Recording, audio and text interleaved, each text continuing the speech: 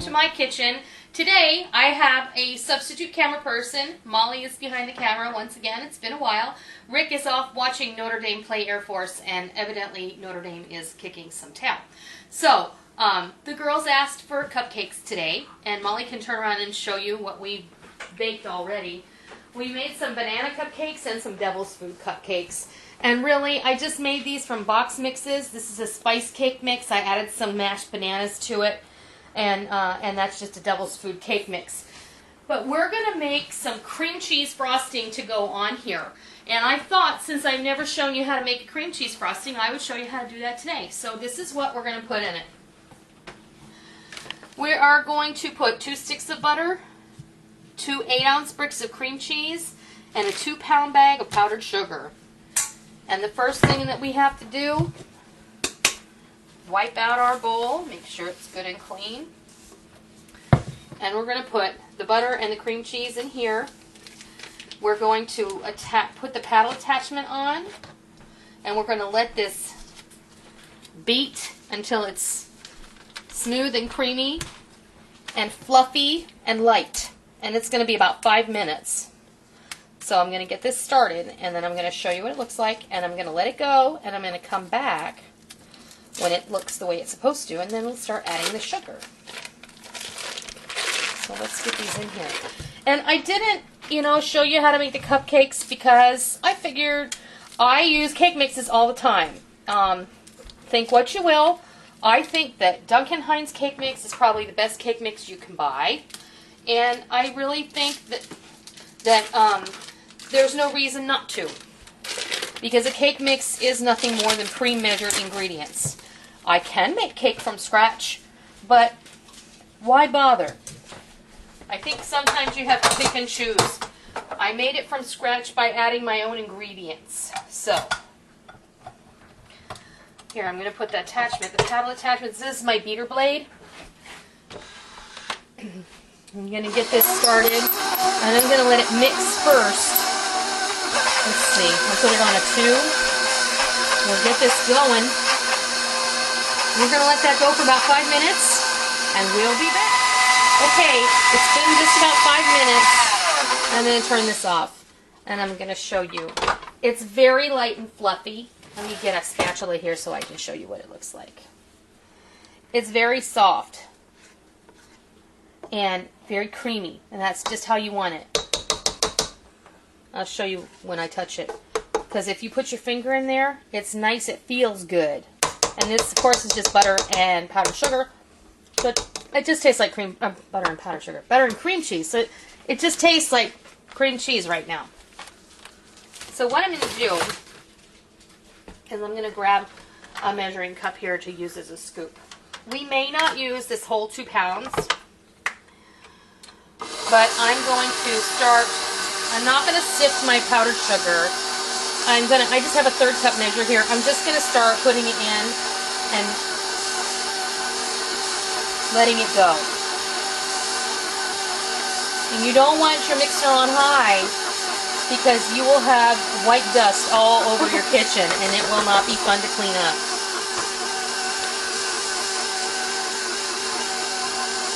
This cream cheese frosting is excellent on anything. Chocolate cake, carrot cake, red velvet cake. It's a good recipe to have in your repertoire. A good recipe to have in your recipe box. Everyone should know how to make a good cream cheese frosting. Before I get too far along with the sugar though, I am going to add this is my vanilla bean crush that I get from King Arthur flour. I'm just going to add a teaspoon of it. That's about a capful.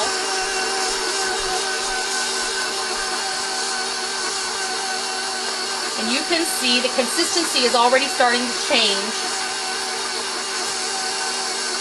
because of the sugar. And we are most likely going to add this entire 2-pound bag because we want it pipeable. We want to put it in a pastry bag and we want to be able to pipe it when we decorate our cupcakes. And there's just a little bit left, and what I'm going to do is I'm going to put it in here. And then I'm going to put it on higher. And I'm going to let it beat for about 3 minutes so that it really gets incorporated in there and it gets nice and rich and fluffy. So here we go. I'm going to leave it right there. For those of you who have a KitchenAid, I have it on a 4 right now. All right, well, I'm going to go. I'm going to let this beat. I'm going to clean up my mess, and we'll be back in a few. See ya. Okay, we've gone about 3 minutes, and we're done. So let's take this off of the mixing stand. We'll bring it over here.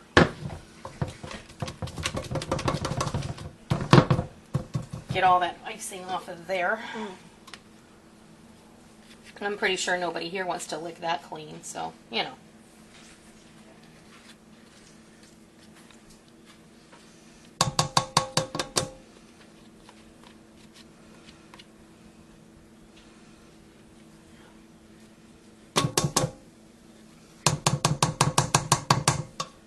Okay.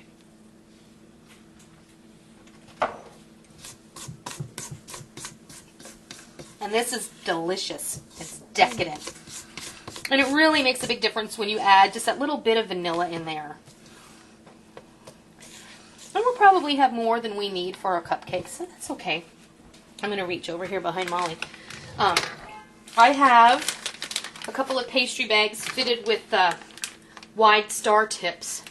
And I have 2 because I have 2 girls and, you know, we're 11 and 13 and we can't share anymore. We have to do it ourselves.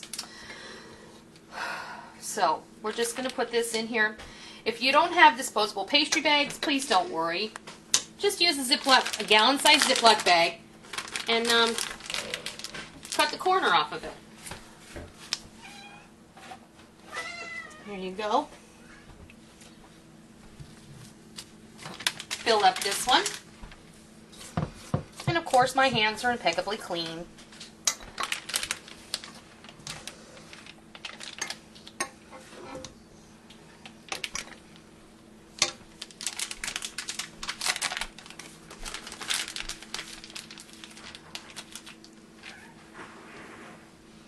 This is really soft. So what we can do is we can put this in the refrigerator for about 15 minutes and let it firm up, or we can just come over here and I'll show you what we're going to do. All we're going to do is do a swirl around the cupcake. We need to do laundry.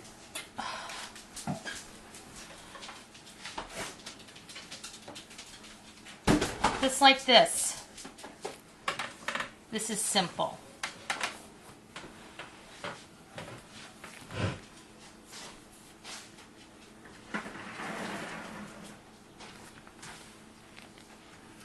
And like I said, these are the banana cupcakes, and I cannot wait to try them.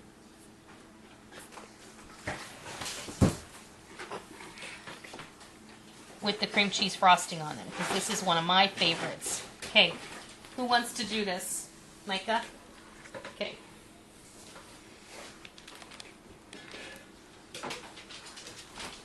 Here, you gotta start. Alright. You need to use both hands. Use one hand to steady yourself and squeeze gently from the top. This takes practice, and I've been doing it for a long time. That's good. See if you start wider around the edge.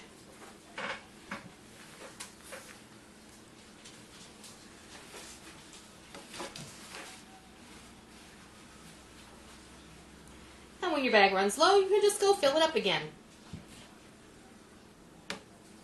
There you go. All right, there you have it. Cream cheese frosting on our banana and devil's food cupcakes. I hope you try it and I hope you enjoy it. So until next time, I'll see ya.